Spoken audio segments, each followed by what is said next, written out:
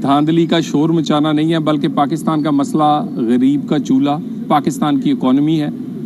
तो जो बात करना चाहते हैं वो इकॉनमी पे बात करें। ये धांधली करने वालों ने पहले भी 2013 से 18 तक यही आसमान सर पे उठाए रखा और आखिर में निकला कुछ भी नहीं था सुप्रीम कोर्ट के कमीशन से। तो इस वक्त भी पाकिस्तान का मसला पाकिस्तान की इकॉनमी है, गरीब का चूल्हा है। हमसे किसी ने बात करनी है तो वो दिन रात करे, लेकिन इकॉनमी पे करे, गरीब के चूल्हे पे चलाने के लिए करे, पाकिस्तान की इकॉनमी को चलाने के लिए करे। धांधली पर बात करने का इतना टाइम नहीं है। सर, मईशत की बहाली के लिए आपके पास क्या सॉलिड तजावीज़ हैं? जी, एक तो जो हमारी टीम है वसी तजर्बा रखती है।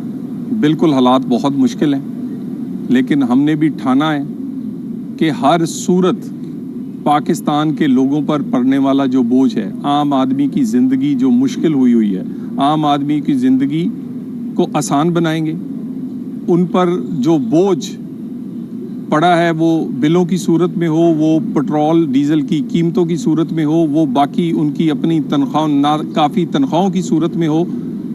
पाकिस्तान के इंशाअल्लाह ताला गरीब का चूल्हा चलाएंगे। गरीब का चूल्हा चलेगा तो पाकिस्तान चलेगा। हमारे पास बेहतरीन टीम है और अल्लाह पे तवक्कल है। भरपूर कोशिश करेंगे। मुश्किल हालात हैं, लेकिन इन्हीं मुश्किल हालात से नून लीग ने कई दफ़ा मुल्क को निकाला है।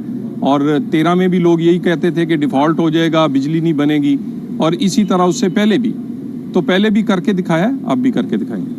Thank you very much.